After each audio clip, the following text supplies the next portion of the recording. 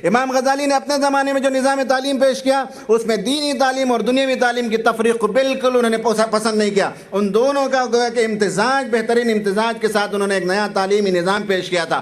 آج پھر اس بات کی ضرورت ہے، سائیو چاہتی ہے کہ اس امت کے اندر سے پھر سے امام غزالی جیسی شخصیتیں پیدا ہو جو اس وقت کے ویسٹرن فلسفی اور ویسٹرن سائنس اینڈ ٹیکنالوجی سے نوجوان جو مروب ہوں ان کو اس سے نکالا جائے اور انہیں بتایا جائے کہ اسلام کا سرمایہ عظیم ہے اور اسلام کی بنیادوں کو کھوکھلا کرنے کے لیے مغرب جو یلغار کرتا ہے انہیں پھر سے بتائیں کہ اسلامی تہذیب کی طرف، اسلامی اساسیات کی طرف آئیں. اور تعلیم کو اثر و ڈیفائن کر کے بتانے کی ضرورت ہے کہ ایک مسلمان طالب علم ایسا ہوتا ہے جو قرآن و حدیث کا بھی ماہر ہوتا ہے، اخلاقیات کو بھی اپناتا ہے، تربیت یافتہ بھی ہوتا ہے اور بیک وقت وہ ڈگری بھی لیتا ہے. اور ڈگری لیتا ہے صرف اپنے پیٹ کی خاطر نہیں، سیلف سینٹرڈ نہیں ہوتا مسلم نوجوان، بلکہ وہ پرنسپل سینٹرڈ ہوتا ہے، ہیومینٹی سینٹرڈ ہوتا ہے، انسانیت کی فکر کرنے والا ہوتا ہے. 1991 کے بعد سے جو معاشی پالیسیاں ہمارے ملک میں اختیار کی گئیں اس میں تعلیم کو حکومتی ذمہ داریوں سے نکال دیا گیا.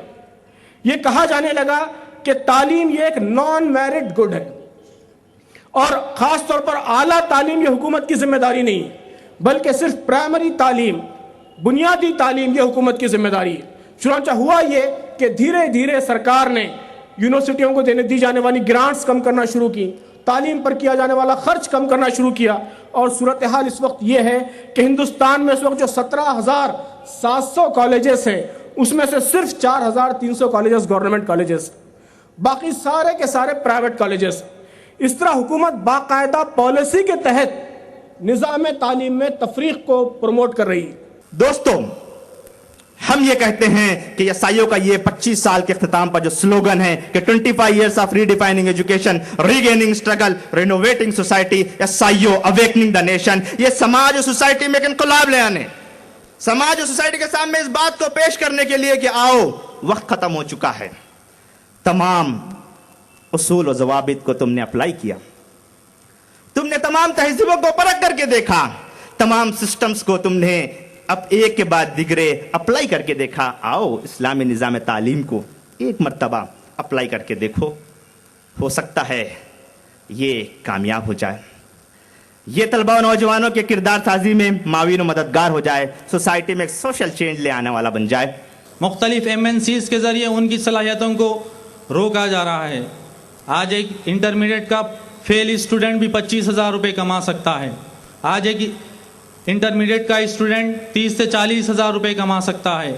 آخر یہ پیسہ دکھا کر ہمارے نوجوانوں کی صلاحیتوں کو محدود کر دیا جا رہا ہے. ہمیں اس بات پر سوچنا چاہیے جب ہم 30 سال کے ہوتے ہیں، 32 سال کے ہوتے ہیں، یہی MNC ہمیں لات مار کر نکال دیتی ہے. انسان اور انسان کے بیچ میں فرق کرنے کے ہم نے جتنے طریقے بنائے ہیں اور یہ سب انسان نے بنائے، یہ نہ تو اللہ نے بنا کے بھیجا ہے نہ فطرت نے بنایا ہے، یہ سب ہمارے دماغ کا کھیل ہے کہ جاتی کے نام پہ فرق کرنا، مذہب کے نام پہ فرق کرنا، عورت آدمی کے نام پہ فرق کرنا، امیر غریب کے نام پہ فرق کرنا، ملک کے نام پہ فرق کرنا، یہ جتنے طریقے جو ہم نے ایجاد کیے ہیں انسان اور انسان کے بیچ میں فرق کرنے کے لیے، اور جس کے آدھار پہ پھر اتیاچار ہوتا ہے، شوشن ہوتا ہے، ان دیوالوں کو ختم کرنا ہے تاکہ انسان کی برابری قائم ہو سکے اور ہر ایک انسان، ہر ایک پریوار سمان کے ساتھ اپنی روزی روٹی کماتے ہوئے جی سکے. اس قسم کی دنیا جو بنانے کا سپنا ہے، آئیے ہم مل کر اس کے لیے کام کریں. ہم ہمارے بچے کو سکھائیں گے سوشل اسٹڈیز میں امریکہ ڈسکورڈ افغانستان، امریکہ ڈسکورڈ ویتنام، امریکہ ڈسکورڈ عراق، امریکہ ڈسکورڈ ہونے والا ہے ایران، امریکہ ڈسکورڈ ہونے والا ہے سیریا. ایسا ہم سکھائیں گے. کون جس کے پاس پاور ہے وہ رکھتے ہیں ایجوکیشن میں اپنا ہاتھ. ابھی بھی ہمارا سوسائٹی کا back bone survival of the fittest ہے، سروائیول آف دا فٹسٹ. جس کے پاس طاقت ہے وہ ہے اتھارٹی، وہ ہے پاور، باقی سب ان کے نیچے آنا چاہیے، وہ سرو کرنا چاہیے. وہ بھی بیک بون ہے ہمارے ایجوکیشن سسٹم کا. اور سوسائٹی جو اس کے اوپر بن گیا، اسی سوسائٹی کا بیک بون اسی تیری ہے.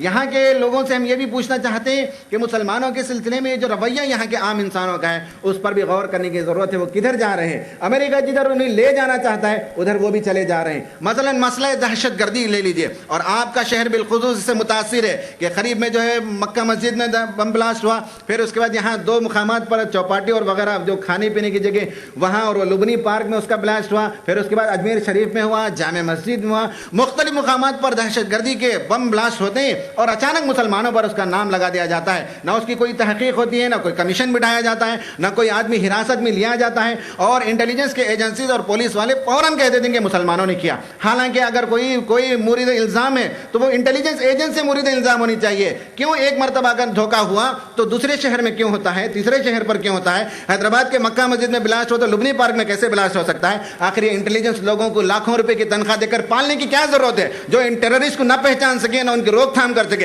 अगर कहीं रोकते हैं तो मस्जिदों के पास आकर रोकते हैं, इबादत गाहों के पास आकर रोकते हैं। आप ये बताइए कि मुसलमानों में से 99.99% 99.99% कोई मुसलमान ऐसा नहीं है जो खुद अपने मजहब के मानने वालों के खिलाफ बम रखे, मस्जिद में जाकर बम रखे, आम इंसानियत का कत्ले आम करे, मंदिर में जाकर बम रखे। मुमकिन ही नहीं मुसलमानों में से कोई ऐसा करे।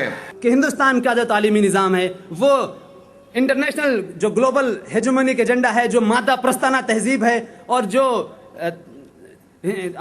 वेस्टर्न ममालिक के ज़रिए जो यहाँ पर इम्पोज किया जा रहा है उसका एक पार्ट है। हम सब भी उसका पार्ट बनते जा रहे हैं। इसलिए ये ज़्यादा ज़रूरी हो गया है कि हम हिंदुस्तानी तालीमी निज़ाम को इंटरनेशनल पर्सपेक्टिव में, ग्लोबल पर्सपेक्टिव में देखें और उसकी जो भयानक पॉलिसियां हैं जो आवाम को, मुसलमानों को, दलितों को, ओबीसीज को, दूसरे मार्जिनलाइज ग्रुप्स को सोसाइटी से निकाल देना चाहते हैं, हम ऐसे तालीमी निज़ाम के खिलाफ रेसिस्टेंस करें, मुज़ाहमत करें, उसको रोकने की कोशिश करें। वो चाहे सेक्स एजुकेशन के नाम पर हो, वो चाहे वर्जीनिया टेक यूनिवर्सिटी को हिंदुस्तान में खोलने की बात हो, वो चाहे तालीमी निज़ाम में FDI को प्रमोट करने, आगे बढ़ाने के नाम पर हो, वो चाहे किसी भी नाम पर हो, ताकि हम हिंदुस्तानी को नहीं बल्कि पूरी दुनिया को एक जस्ट वर्ल्ड, एक मुनसिफ दुनिया बना सके, जहां पर जिस ग्लोबलाइजेशन में अमेरिका और सोमालिया एक जैसे माने जा सके, जहां पर अमेरिका और बांग्लादेश एक जैसे माने जा सके, दोनों को बराबर का रिस्पेक्ट मिल सके, जहां पर कोई इराक और अफगानिस्तान दोबारा ना पैदा हो, जहां पर इराक और अफगानिस्तान को भी खुशी और चैन के साथ रहने की इजाज़त हो। एक ऐसा ग्लोबल वर्ल्ड, ग्लोबल हम दुनिया देखना चाहते हैं और उसी दुनिया के लिए हमें अपनी सारी जद्दोजहद करना चाहिए। हिंदुस्तानी तालीमी निज़ाम को उसी पॉलिसी का ताबे होना चाहिए, उसी पॉलिसी का फर्माबरदार होना चाहिए, ताकि हम बेहतर इंसान को प्रोड्यूस कर सकें और बेहतर इंसानों को की इस दुनिया को हम तामीर कर सकें। मंजिल को पाएंगे हम, बेड़ा उठा चुके हैं, कुछ रास्ता है बाकी, कुछ दूर आ चुके हैं। मंजिल को पाएंगे हम, बेड़ा उठा चुके हैं, कुछ रास्ता है बाकी, कुछ दूर आ चुके हैं। हर गोशे वतन में तंजीम छा चुकी है, तलबाओ नौजवानों को ये जगा चुकी है। मंजिल की ओर हर पल बढ़ती चली है, देखो कितने ही इनकलाबात अब तक ये ला चुकी है। दानिशवरान कितने